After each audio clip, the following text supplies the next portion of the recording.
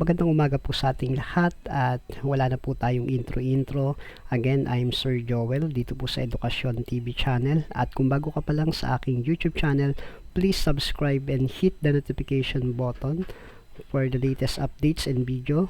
Follow, like, and share mo na rin ang ating channel upang mas lumawak ang ating community, and you can comment at the comment section. So without further ado, let's start sa ating bagong pag-uusapan o bagong topic ngayon. So, may mga pagkakataon ka ba na hindi nakikinig ang mga estudyante sa atin bilang isang guro, o maraming pagkakataon na hindi sila nakikinig sa ating pagtuturo sa ating klase? So dito pag-uusapan o pag-aaralan po natin ano yung mga solusyon natin sa ganitong problema at ano ba yung mga dahilan kung bakit hindi sila nakikinig. So maraming mga dahilan kung bakit hindi nakikinig ang isang estudyante sa klase. So ito yung dapat nating pag-aralan, malaman para alam natin kung paano ito susolusyonan. Kasi kung hindi natin ito masusolusyonan ay mahirap sa ating parte at ito po ay nakakasira ng ating diskarte sa pagtuturo, kasi alam po natin pag hindi nakikinig yan, madadamay din siyempre yung kulitan kung nangungulit siya.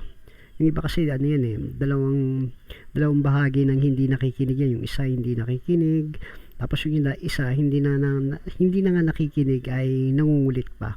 So nadadamay po ang lahat. So dito sa topic na to, pag-uusapan natin kung ano yung dapat natin gawin at solusyon pagdating po dyan sa mga estudyanteng hindi nakikinig.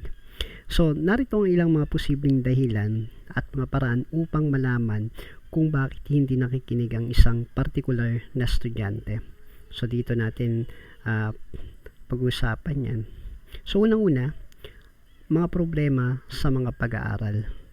Okay? So dito dapat ma-establish natin o matukoy natin ano ba yung mga sanhi at problema kung bakit hindi siya nakikinig po. Kasi may mga problema yan sa kanilang pag-aaral. Unang-una, kawalan ng interest.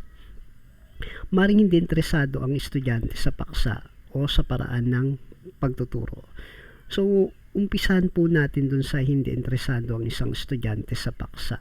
So meron kasi mga estudyante na dito sa topic na ito ay sila interesado, pero pagdating dito sa subject na ito ay hindi sila masyadong hindi sila masyadong nakiki-engage. For example, ito paborito nila tong sabihin nating English o kaya Pilipino, pero pagdating dun sa mathematics tapos history, kumbaga sila dyan, kumbaga hindi sila engaging o wala silang interest. So yun yung mga bagay na tawag dito na maaring kung bakit hindi sila interesado doon. So hindi nila feel o hindi nila favorite yung subject na yon.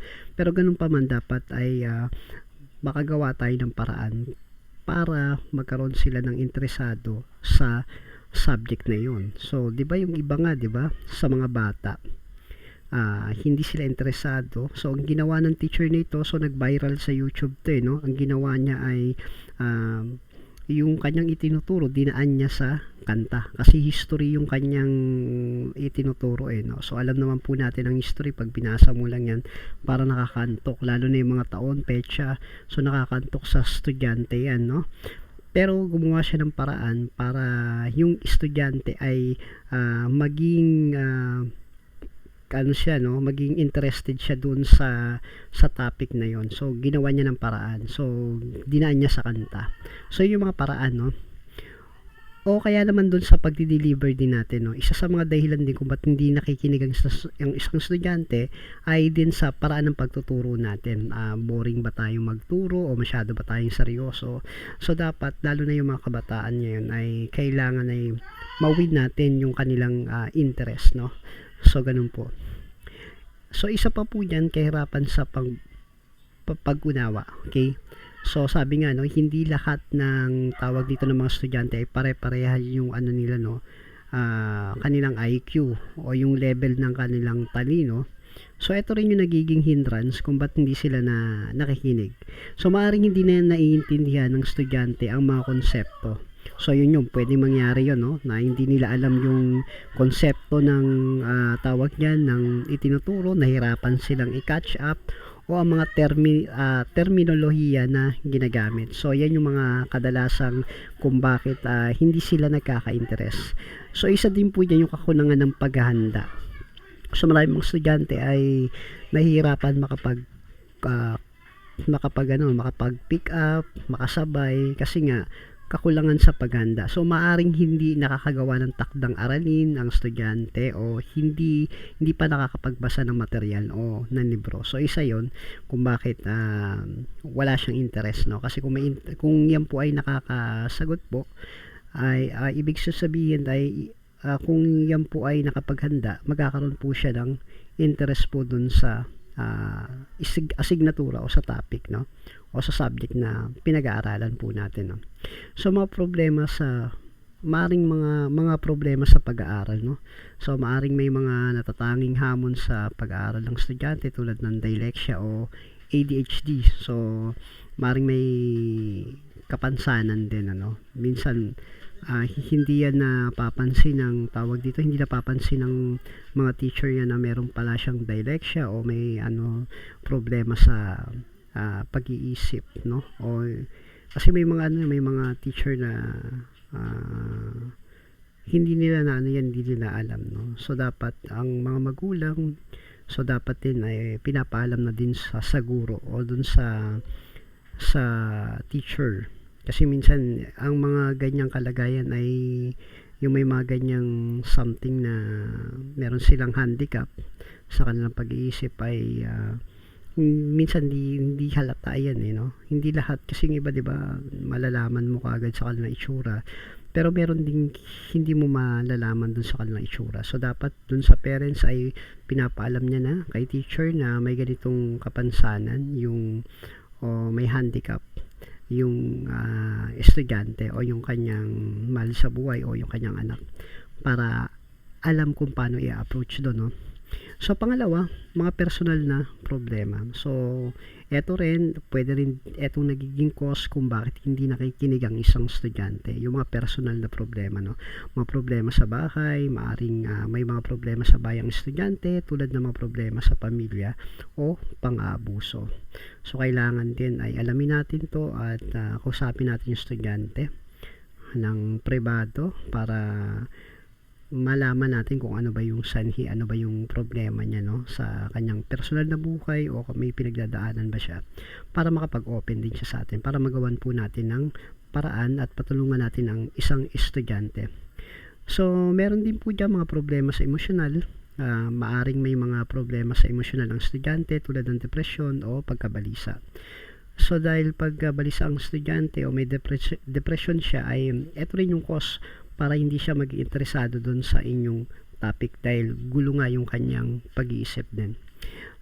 Maaring may mga problema sa kalusugan, maaring may mga problema sa kalusugan ng estudyante tulad ng kakulangan sa tulog o sakit. So pag may kulang siya sa tulog, okay, mahihirapan siya makahabol doon sa klase, makapag-focus siya, lalo na kung may sakit ang isang estudyante. So dapat inaalam din po natin yan, no? Pangatlo, mga problema sa kapaligiran. So ito din yung nagiging cause baka kaya hindi siya makapag-concentrate, o may mga estudyante kasi na minsan yung mga classmate niya maingay, so pati siya ay nadadamay din doon, no? So hindi siya makapag-focus, maingay na kapaligiran, maring masyadong maingay ang silid-aralan o may mga nakakagambalang ingay. So yan po yan, no? Then kasama po dyan yung kawalan ng komportableng upuan, no? So yung mga ganyang simpleng mga bagay ay nagkakaroon ng malaking problema yan sa bata, no? Maaring hindi komportable ang upuan ng estudyante o may mga nakakagambalang bagay sa paligid. Kasama din dyan yung sobrang init o lamig, maaring masyadong mainit o malamig ang silid-aralan. So ito naman po mga paraan upang malaman kung bakit hindi nakikinig ang estudyante. Okay, so ito po naman yun, no? So pribadong pag-uusap, so kailangan din natin na magkaroon tayo ng pribadong pag-uusap doon, no? Kausapin ng estudyante ng pribado upang malaman ang kanyang pananaw. Pangalawa, pagmamasid, Okay, obserbahan ang pag-ugali ng estudyante sa klase at sa labas ng klase po. Pangatlo, pakikipag-usap sa mga magulang, makipag-ugnayan sa mga magulang upang malaman kung may problema sa bahay o sa kalusugan. So, kasama po yan, no? Then, konsultasyon sa guidance counselor, no? So, kunyari, hindi na natin kaya bilang mga teacher, yung kanilang mga kakulitan, o yung kanilang behavior. So, konsulta na po tayo dun sa guidance counselor, no? Kung may mga seryosong problema, kumonsulta sa guidance counselor o sa ibang professional. So, tandaan natin, note, dapat ito po yun, ang pagiging hindi nakikinig ng isang estudyante ay maring isang senyales ng isang mas malalim na problema. Okay, so dapat aware po tayo dyan at mahalagang magkaroon ng pasensya at pangunawa upang maunawaan ang mga dahilan at makatulong sa estudyante. So with that, no, maraming salamat and I hope na nakakuha po tayo ng mga tips and techniques upang matulungan unang-una yung mga estudyante po at yung ating sarili sa pagtuturo, malaman po natin ang tamang approach. So with that, maraming salamat po and God bless po sa ating lahat.